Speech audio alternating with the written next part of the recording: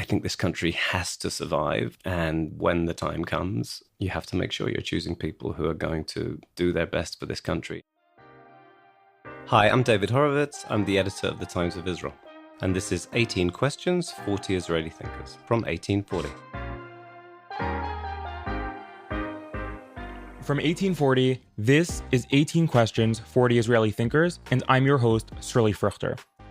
18 Questions, 40 Israeli Thinkers is a new podcast that interviews Israel's leading voices to explore those critical questions people are having today on Zionism, the Israel-Hamas War, democracy, morality, Judaism, peace, Israel's future, and so much more. Every week, we introduce you to fresh perspectives and challenging ideas about Israel from across the political spectrum that you won't find anywhere else.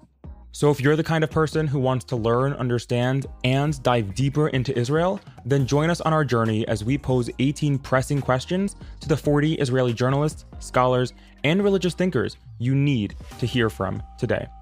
The term fake news has been popularized for almost a decade, and with Israel, it's all the more difficult and all the more relevant. Which outlets we can trust, which outlets are good, which outlets are bad, when they're good, when they're bad, how they're lying, how they're not lying, how they're misrepresenting. A lot of different questions, and it's very, very hard to unpack that. Personally, my go-to news source for all things Israel is a bunch of different places, but my go-to is always the Times of Israel. I'll usually supplement it with other outlets, some more controversial. We're talking New York Times, we're talking Haaretz. That's always like a huge triggering point in Israel when I mention that I read Haaretz. Again, not an endorsement. A lot of times reading an outlet is because you want to see what they're reporting, you want to see how they're reporting things. That's a side point.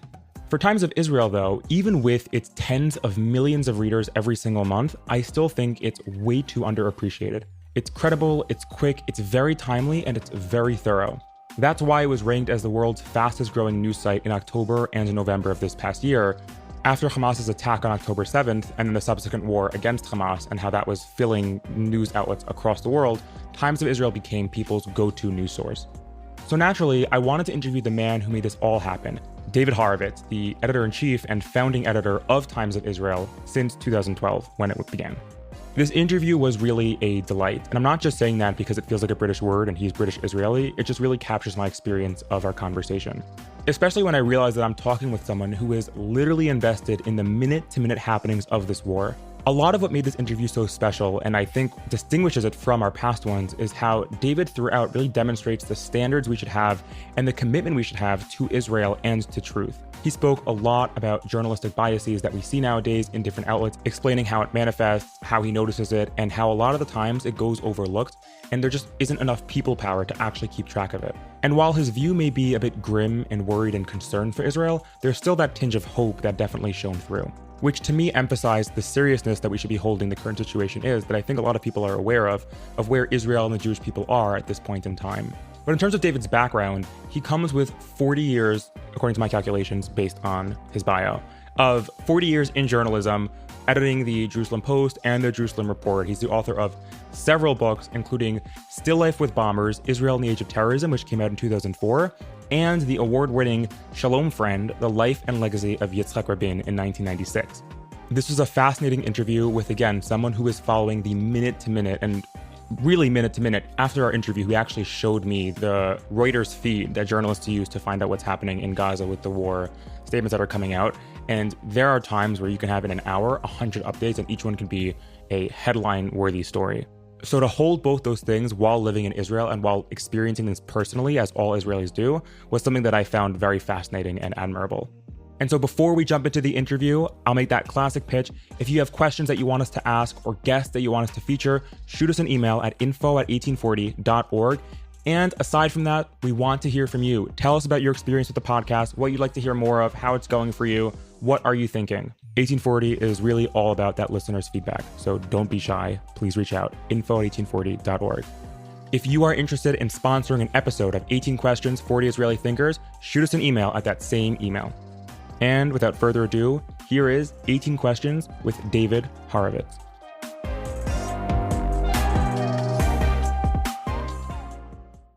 As an Israeli and as a Jew, how are you feeling at this moment in Israeli history? Wow, pretty bleak. People have lived here longer than I have. I've lived here for 2/3 of my life. That's about 40 years. This is the worst period that I've lived through. And I don't think it's ridiculous to believe that it's the hardest period in the modern history of the state. We are surrounded by extremely uncompromising and unfortunately capable enemies who have inflicted incredible harm on this country. And we're terribly riven from within. And we need to make sure this state survives and thrives. Also because of what's going on for Jewish people around the world who are going through, a terrible period of rising anti-Semitism, things that I didn't expect to see in my lifetime. So this is a pretty awful period. And you have to hope that we will find the wisdom and the resilience and the common ground from within to get through this. What has been Israel's greatest success and greatest mistake in the current war against Hamas? Okay, so I can see you're going to ask me really hard questions that I have to think about. Its greatest success and its greatest mistake in the war. The greatest mistake is unfortunately far too easy to identify, which is allowing itself to be complacent about Hamas's declared intentions and capabilities, and therefore creating a reality in which Hamas was able to invade. I mean, it's just we're many, many months after. And October the 7th is not some past incident that Israel has overcome and got through and is receding. It's an enduring nightmare, partly because of the hostages, of course, and therefore it's raw in terms of there are people who are alive who are held captive by the terrorist government of the entity next door. But also everything that has happened to Israel, everything that happened on October the 7th, the destruction of the national sense of security, the failure of the military, the misguided policies, these have abiding consequences. And it remains unfathomable, I mean, truly unfathomable. How could this have happened? In the days running up to October the 7th, much of the discourse was on the 1973 war, the Yom Kippur War. It was 50 years after Yom Kippur. And people were marveling, wow, Israel had sources in Egyptian intelligence and we knew they were about to attack. And how could it be that Israel was so imprisoned by this misconception? It's just unthinkable. And then came October the 7th, 2023. And it's even more unfathomable in a way. How could you, any of us would have done a better job of protecting this country in the run-up to October the 7th than the people whose job it was and who failed to do so, the politicians and the security and military people. Because anyone, you, me, or, would have looked at the evidence, was all there, and said, okay, the analysts don't believe that this is for real, but hey, we should probably put some more troops down on the border, shouldn't we? And, there are endless partial and inadequate explanations. The army's too macho, and therefore, because the surveillance soldiers at the border warning of an attack were all young women, they weren't taken seriously. Well, maybe that's part of it, but it's not a sufficient explanation.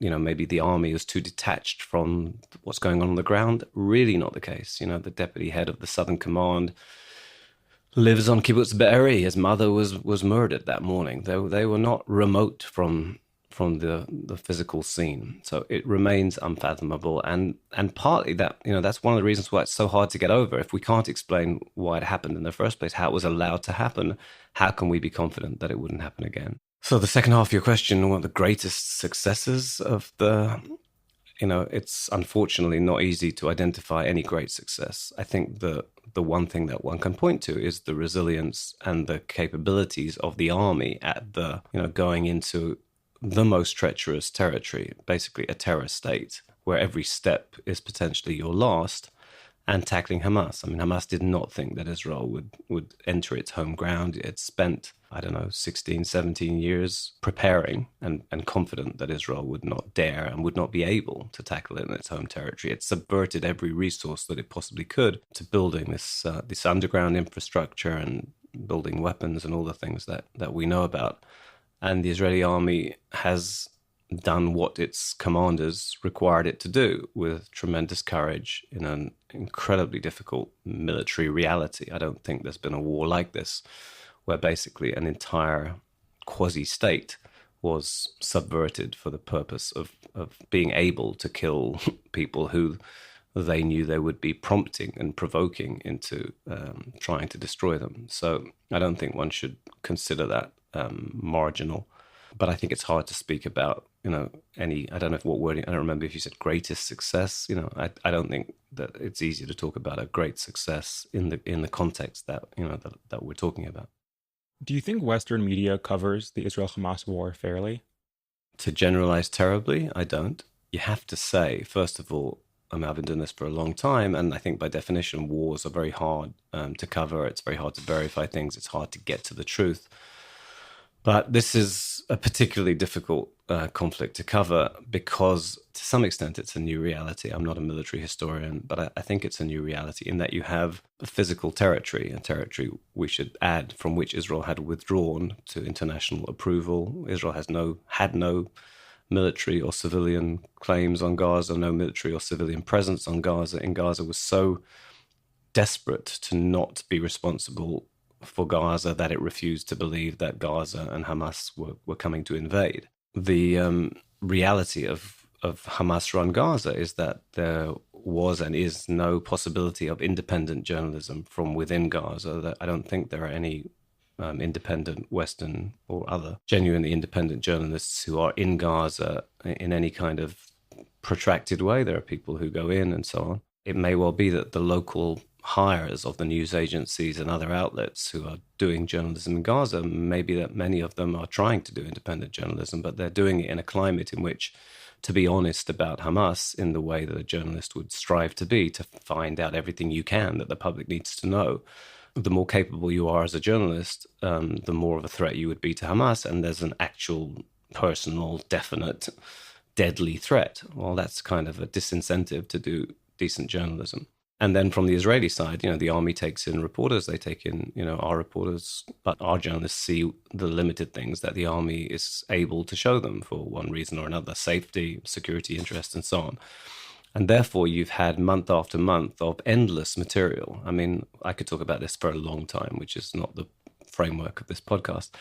But in terms of media coverage, I think, social media is a huge driver of the first draft of history now, but so still too are the news agencies. And, the Reuters feed, for example, out of Gaza is a new headline every few minutes. People who haven't looked at that will not know what I'm talking about, but people who have will understand.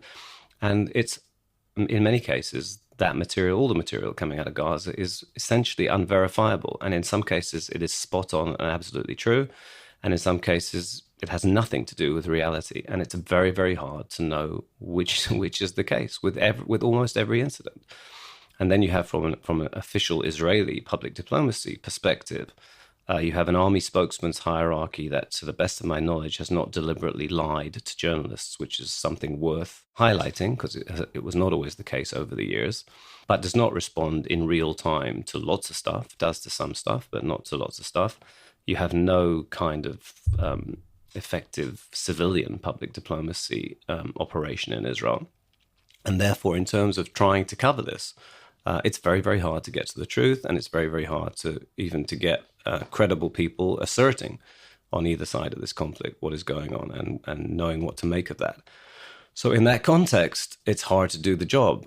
But at the same time, coming back to your original question, it seems to me, and I did generalize in the big answer. That's not to say that there aren't journalistic outlets that are straining every sinew to report this honestly. But I think that there are pretty prime journalistic outlets that are not straining every sinew to do good journalism, that are complacent, that are prepared to give too much credibility to claims made by Hamas, for example. Hamas is not interested in having the world see the truth of everything that went on prior to October the 7th and since October the 7th. Hamas is interested in killing Jews and destroying Israel.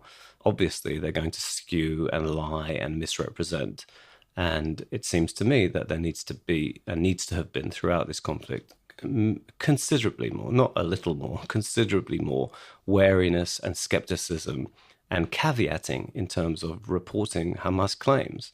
I mean, we could talk about this, like I said, for a long time, and this might be the longest answer I give you, but, October the 17th, not the 7th, the 17th, when there was an explosion at Al-Ahli hospital, and Hamas claimed that it was an Israeli strike and hundreds of people were dead.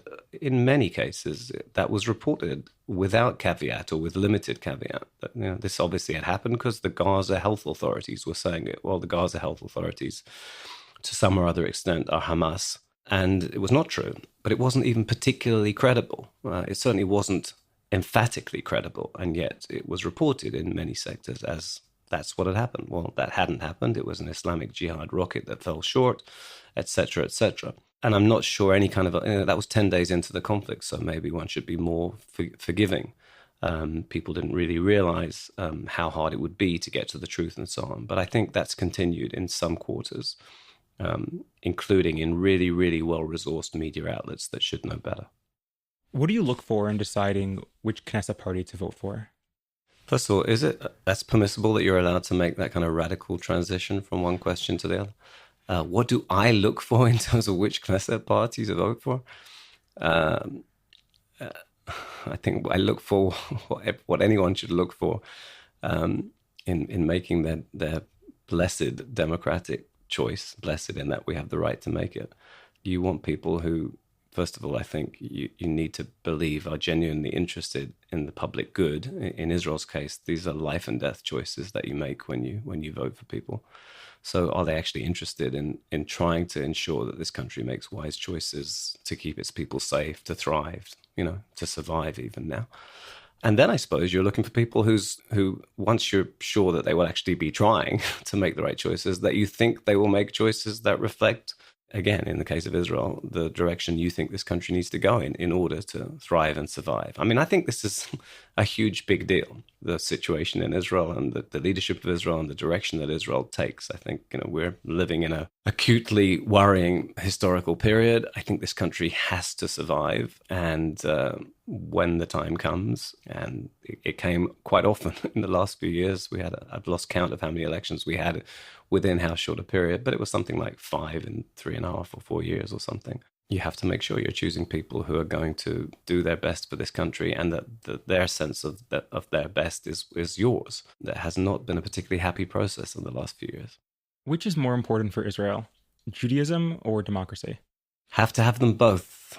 That's the whole point, right? And one of the many miracles of Israel has been that we've been able to, I don't know what language to use, but we've been able to ensure that this has been the only majority Jewish state in the world, the only place on earth where the Jews were ever sovereign and democratic. It's an incredible thing. And it's, I'm not sure we took it for granted, but boy, must we not take it for granted. And we must strive to maintain it, which is not easy. I mean, really, that takes us into all the questions about relinquishing territory and control over people who are hostile to you and will use territory to try and harm you utterly. But that's a fundamental. I mean, we don't have a constitution in Israel. We have that document that they drew up in a rush called the Declaration of Independence. I'm not sure anyone has bettered that in terms of the foundational principles for Israel. And I'm not sure that we should look for anything beyond that in terms of what essentially should stand as a constitution for this country. And it provides for, it doesn't actually use all the words that I've been using in this answer, but essentially it provides for a country that is the homeland of the Jews and where the Jews are sovereign and is at the same time democratic. And they're both crucial, is the short answer to your question. What role should the Israeli government have in religious matters? God, I think that's a very complicated question. This is a first world democracy, but it is atypical because it's a democracy for a nation that was exiled from its homeland for millennia and that survived in exile around fealty to a faith and a code of life, which is something that the Jewish people have been able to contribute to humanity. And in the revival of Israel, we have to somehow, stick to the democratic principle, but also ensure that respect for the Jewish faith and heritage that is central to our justification for being here. How you do that, I would submit that the presence of people in politics using political leverage on behalf of ostensible religious interests, I think it's, broadly speaking, fundamentally unhealthy. And I think you can see it in the traumas and the divides and the things that we're going through now, just for example, in terms of military and national service for the fastest growing element of the Israeli demographic, which is the ultra-Orthodox community.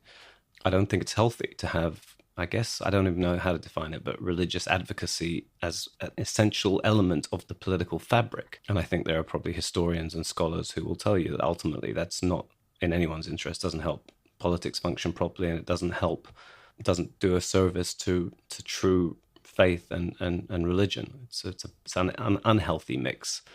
I'm not sure how many precedents there are for quite how unhealthy it is in Israel. I mean, in terms of, like I say, at the moment now you have a large sector of the public that is acting in what its leaders tell it are the interests of authentic Judaism, and it's the opposite.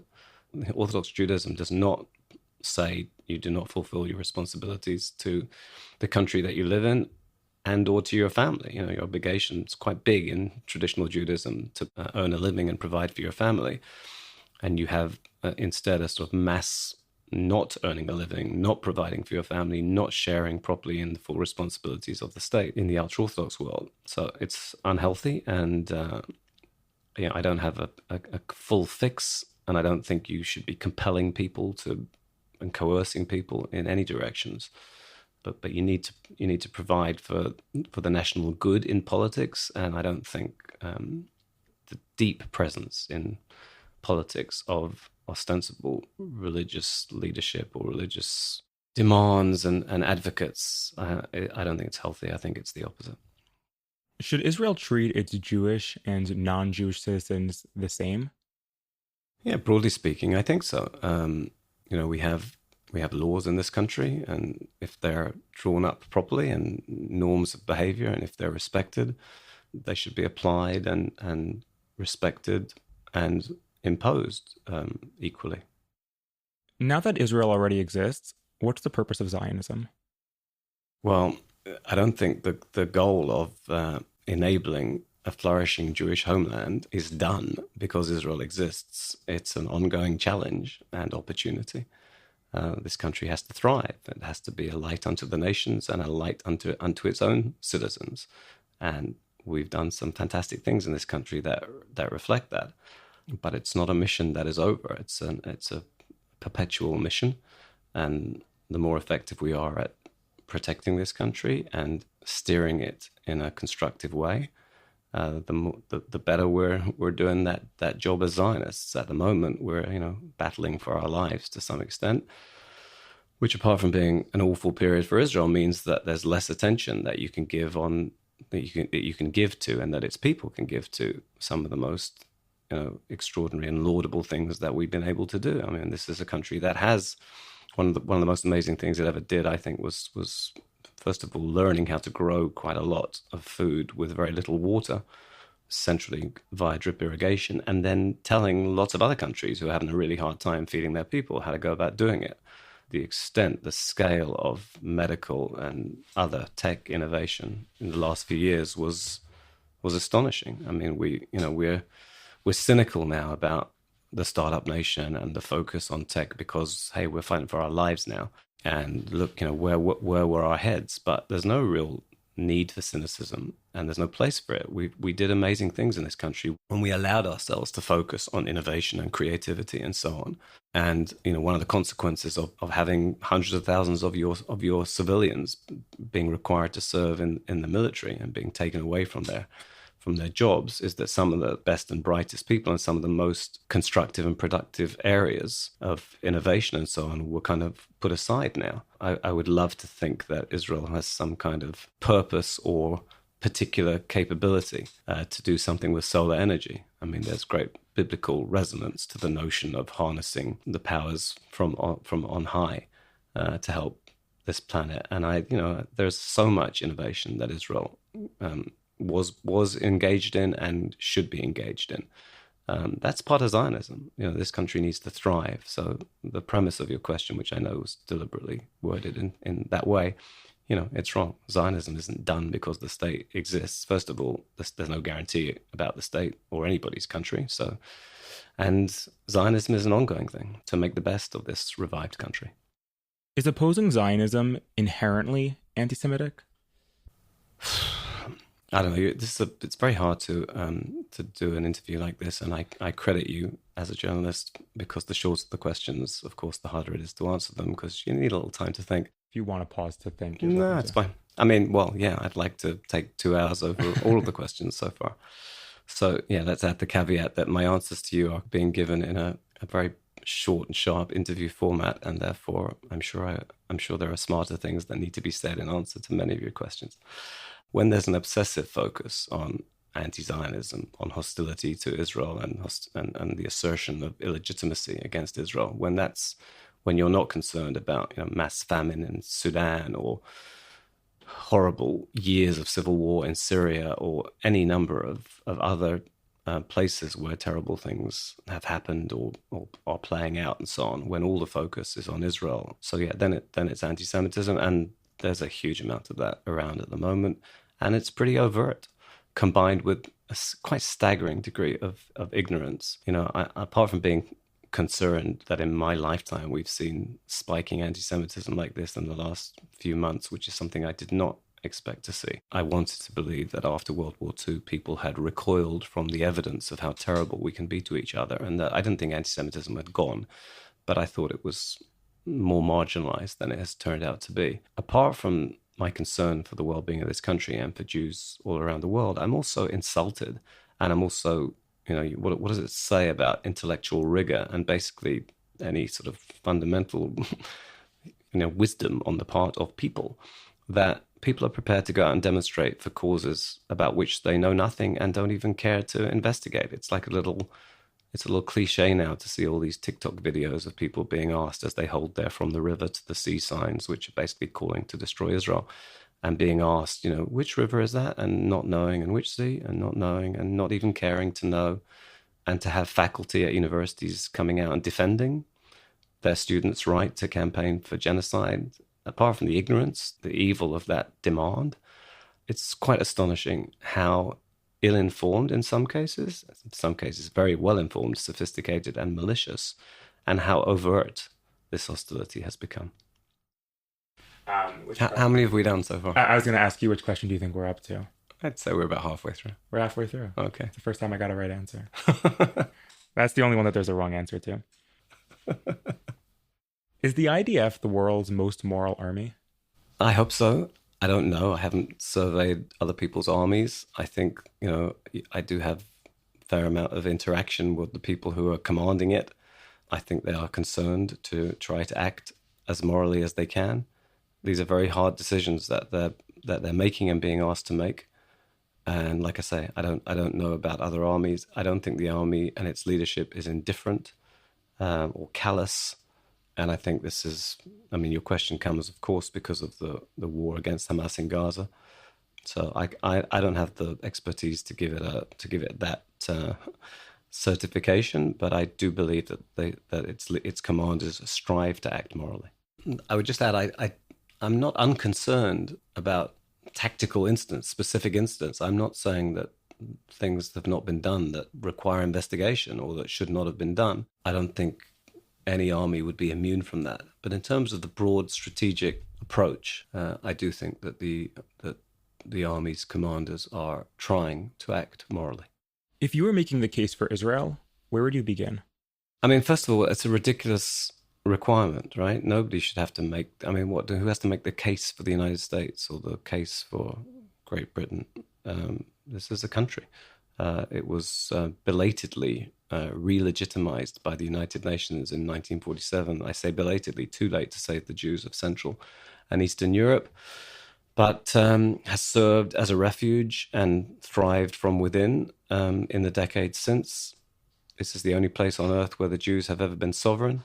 It was re-established on the basis of a two-state solution. In other words, a process that was intended to have two nations, one revived and one for the first time, for Jewish and Arab residents of this area, which was what the international community felt was the right and fair way to go about resolving issues here. Its case, if it needs to be made, is based on historical legitimacy, as I've said before, as the only place on earth where the Jews were ever sovereign, never willingly left, always prayed to return. And like I said, were unfortunately only allowed to revive their nation too late for the people who were the victims of the Nazis 80 years ago. But I understand why you have to ask that question, and it's a shame that it is necessary. shouldn't be necessary. Can questioning the actions of Israel's government and army, even in the context of this war, be considered a valid form of love and patriotism? Look, you're asking a journalist. Our job is to question the actions, motives, and lots of other things about everybody, who's certainly including people who are running our lives and acting ostensibly on our behalf. So I don't recall the wording you actually asked in the question, but questioning. What did you say? Questioning the legitimacy of the actions? The actions of the government and army. Absolutely. Whether that is legitimate, considered a valid form of love and patriotism. Valid form of, yeah, I think I definitely think it's a valid form of love and patriotism. I think you have to have that questioning. It's an expression of love and patriotism. And if there is not some kind of credible, independent, passionate, determined questioning, then you'll live in a society that is much weaker. I'm sorry, give me one moment. What do you think is the most legitimate criticism? I'm laughing from our... Remember, you don't have to ask these questions. It's your choice. Yeah, it's my choice. I'm setting myself up for this. What do you think is the most legitimate criticism leveled against Israel today? Yeah, I haven't done this at all so far in this conversation, which is try to reshape your question in my answer. So I'm not sure this is an actual direct answer to your question. But I think Israel's capacity to retain the support that it deserves in this terrible period when we were attacked unprovoked by the terrorist army government of the entity next door. That capacity has been, most of the efforts to demonize, delegitimize, and render Israel defenseless are motivated by malice and in some cases ignorance. But unfortunately, I think that the nature of some of the people in government has enabled or smoothed the path for some of the criticism. So, it's a criticism I have from within. We have people in the heart of government, in very, very central positions in government, who have no place in the leadership of a self-respecting, life-seeking country, democracy, Jewish state. I'm thinking of ministers from the far right, some of whom, at least one of whom, is a dangerous, pyromaniacal thug, in my opinion. I'm talking about Itamar Ben-Gvir, who is in charge of our police force. And we have, others in the government who are, you asked me before about, which matters most, or something like that, a Jewish Israel, a democratic Israel. We have people in the leadership of Israel who seem to be oblivious to the dangers of Israel departing from those fundamental, foundational values and so on. So never mind external criticism, internal criticism. We have people who are a discredit to this country and a danger to this country, who are at the heart of the leadership of this country. Do you think peace between Israelis and Palestinians will happen within your lifetime? That's really hard to envisage. I don't think anything lasting and real in terms of genuine coexistence and mutual respect and so on is going to happen in the near future. We saw lots of American administrations in years past trying to, in some cases, strong arm, in some cases more gently, try to prod the sides towards coexistence and permanent accords and so on.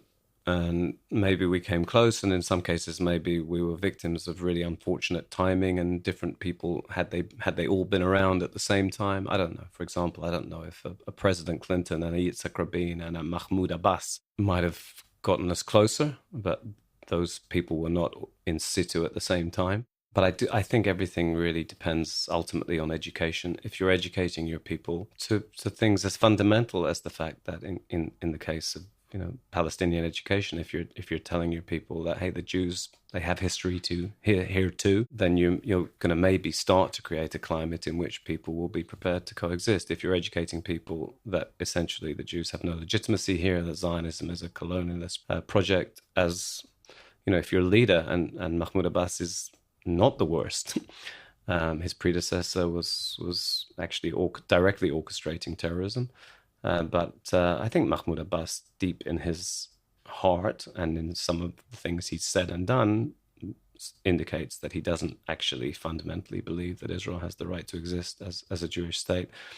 It's hard to envisage when you've got a Palestinian leadership successive Palestinian leaders who are educating their public to Israel's ostensible fundamental illegitimacy. It's hard to see how you get from there to peace. You asked about peace. You didn't ask, about tense adjacent existence. But, it comes through education. It's going to take generations. It has to be bottom up as well as top down. And therefore, it's hard to envisage in the foreseeable future. And I'm not so young anymore, so probably not in my lifetime.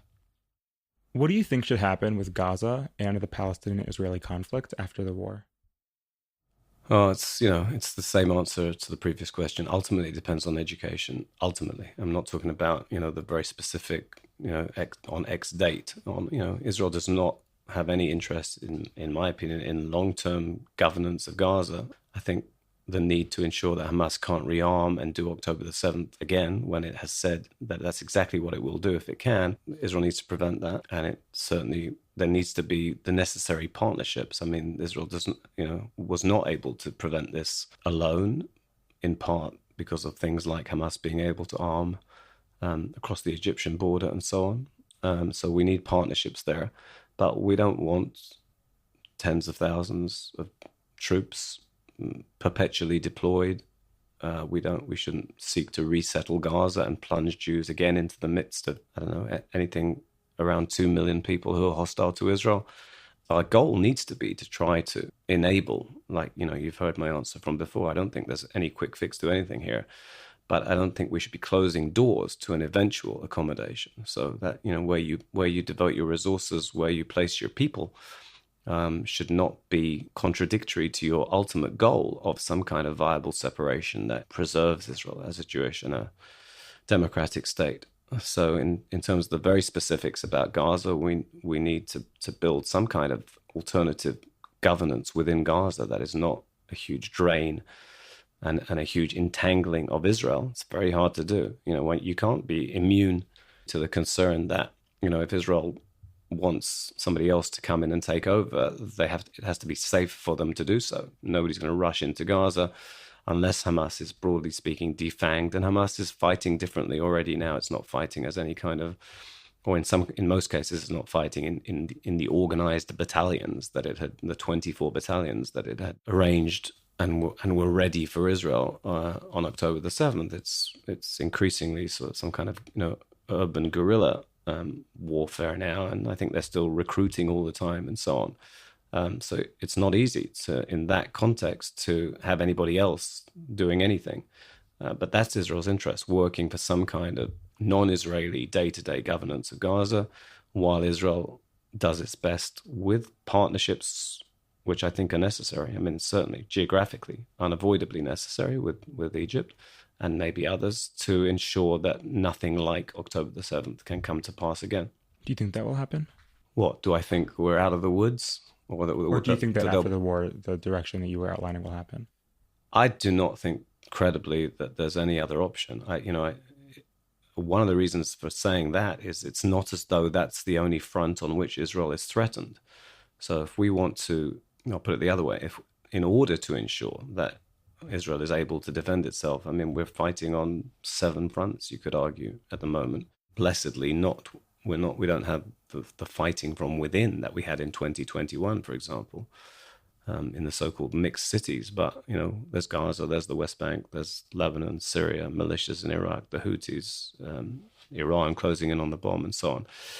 You can't afford to have vast resources semi-perpetually devoted to running Gaza when you've got so many other threats on so many other fronts. And this is a small country with a small standing army and a reserve complement that is already under unprecedented strain, where people have been away from their homes and their jobs for months. So that has to be the direction that Israel has to ensure it is able to go in. Where do you read news about Israel? Well, I'm talking to you now with the television off, so that's already an atypical situation. So I watch news almost constantly. Your listeners can't see this, but I have black circles under my eyes now, which I did not have 7-8 months ago, simply because I do sleep occasionally and even see my children and my wife. But I'm consuming news all the time so that what we do at the Times of Israel is as well informed, and many of my staff would say the same thing, I think, which is not terribly healthy for any of us. I'm being very specific in my answer. So, I probably look at 40 websites a day, but in a kind of methodical manner. In other words, I don't happen upon. I mean, I have, when I'm giving you really the specifics here. So my computer is set inside secrets with, not terribly secretive really, but it's set. You can set your computer to open certain tabs whenever you log into your computer. So when I, at least 3 times a day, I look over about 30 or 40 news sources and listen to the radio when I'm not at my computer. And it's constant and it's wide, including lots of outlets whose coverage I find unreliable or troubling, but I need to know what's being reported. So I'm not sure that's atypical for an editor-in-chief of a 24/7 news outlet, but that's what I do. Would you share which of the few that you do find reliable that you look to, aside from Times of Israel? Look, as I said before, it's very, very hard to I mean, I wouldn't have been speaking like this 5 years ago. I'm not even sure I would have done 2 years ago. The degree to which you need to have one eyebrow up about everything, not just what other news outlets are reporting, but what is ostensibly coming from people who are in the position to know stuff, politicians and military chiefs. First of all, nowadays, you don't even know if the person actually said it. And even when you've seen the person saying it, we're getting to the stage where, I know I saw him saying it or her saying it, but that doesn't actually mean that he or she said it, because we're now in an era where you can manipulate everything. So there's nothing. There's not a single news outlet, and that's not necessarily a reflection on them, where I would say, but I saw it or read it or heard it there, therefore it must be true. There are places where it's more likely to be credible, and there are places where it's less likely to, and there are places where that's just so not true. And there are places where, actually, I've seen that document and it doesn't say that, or I spoke to that person and he or she didn't say that. And we're in a situation sometimes where this is being really widely reported and we know it's not true. So then you're in the dilemma of, maybe we should ignore it because it's not true, or maybe we need to have an item that says, this isn't true actually, or contrary. I mean, that's some of the considerations that we deal with now and again, I don't think that's unique to us. So there's no outlet that is utterly reliable. There are outlets that are straining to be accurate, and reliability is also a function of how prominent you consider you should make certain material. And so nobody is absolute, including the Times of Israel. I mean, we get stuff wrong. We get stuff wrong not because we're deliberately skewing or because we've deliberately sensationalized, because sometimes we get stuff wrong and we try to fix it. Again, as I said before, when you're covering a war like this, in this era, it's incredibly challenging. And there are some outlets that are plainly doing their best, and others that less so. Where do you identify on Israel's political and religious spectrum? And do you have any friends on the quote-unquote other side? Yeah, I'm somewhere in the confused middle ground of Israeli politics, I would say, by which I mean that as is obvious from this conversation, I would like Israel to retain its Jewish majority and democratic character, and its strategic policies should be directed in to achieve that. Religiously, I'm sure, as is common, quite a complicated relationship with higher powers. I do believe that there are higher powers. I don't think that's an act of faith. I think that's an act of common sense. I don't know how I would define them, but you look at your children, or I just was watching the movements of an owl. I kid you not. And I don't think that's the best. Is that one of the news sites that popped up? No, it was not. It was not. It was it was the back garden of a relative of mine, and what an incredible creature that is. And obviously, no power that I know could have created that. I don't know what that means. Anyway, you asked me this question, so you get the answer that I give you. I come from an Orthodox family. My great grandfather founded a synagogue in Frankfurt. I have an uncle who's the head of a yeshiva. The shul I don't go to very often is a reform community where my daughter wonderfully was bat mitzvah and read from the Torah. And do you have any friends on the other side, politically and religiously? Yeah, I have friends and relatives all over the place, politically and religiously. Okay, and to close us off, do you have more hope or fear for Israel and the Jewish people? Yeah, I suppose fear is the opposite of hope, but I'm worried about. I think humanity's hurtling off a cliff. So I couldn't sound more apocalyptic than that. I've never lived through a period like this, and what I said before about I'm very struck by not only from the river to the sea being projected onto Big Ben in London, which has a certain resonance for me as someone who grew up in London, but the campus protests in the States and the tolerance for horrific statements and in some cases actions, and the sight of the presidents of America's most elite educational institutions acting like white-collar criminals who've been lawyered up when giving congressional testimony. I mean, that's dire. And what I said before about the lack of intellectual rigor in what you're campaigning for, I just think it's awful. And so it has very specific consequences for an effort to render Israel defenseless and to misrepresent what's going on here and so on. That's tremendous cause for concern that goes far beyond Israel and the Jews, but has, very particular application for people who care about Israel and the Jews or who are Israeli and Jewish, like I am.